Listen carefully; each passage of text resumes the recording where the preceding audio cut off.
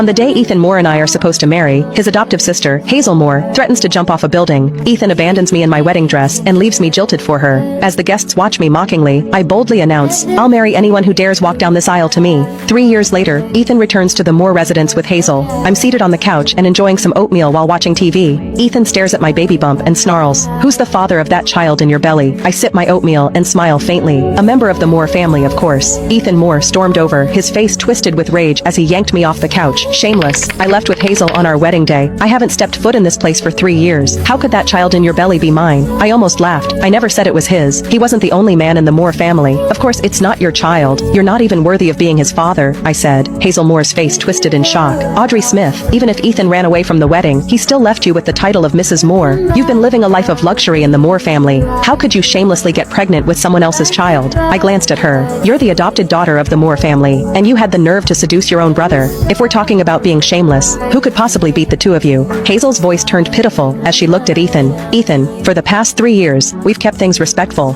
Yet, she's carrying someone else's child and cheated on you. The moment he heard her words, Ethan's fury exploded. He raised his hand and slapped me hard across the face. "You filthy woman! You get knocked up by someone else and still dare to drag me and Hazel into it? Get out now!" he shouted. The sharp pain bloomed across my cheek. My head went blank for a second from the force of the slap. Ethan ran off with Hazel 3 years ago, leaving me alone to face all the whispers and laughter at our wedding. Driven by rage, I called for a groom on the spot. It was his uncle, Jeremiah Moore, who stepped up and married me that same day. In Beaverton City, Jeremiah was known as the Frost King. Everyone has treated me with the utmost respect ever since I married him. After I got pregnant, he spoiled me even more. He wouldn't let a strand of my hair be harmed. Blood would have been spilled if he had known what Ethan had just done. To avoid a full-blown family tragedy and for the sake of the child in my belly, I said coldly, "If you both leave now, I'll pretend this never happened." However, they didn't appreciate the offer. Hazel lunged forward and yanked my hair. "Ethan, this woman is scared. She wants us to leave now so she can use that child to take everything from the Moores." Ethan snapped. "So that's what this is about. Well, I'm not letting it happen." I twisted away from Hazel's grip and said coldly, "David disowned you the day you two ran off. You had nothing to do with this family from that moment on." Hazel let out a scoff. "That was just Grandpa venting. Ethan's the only grandson of the Moore family. Do you really think he's going to stay disowned forever?"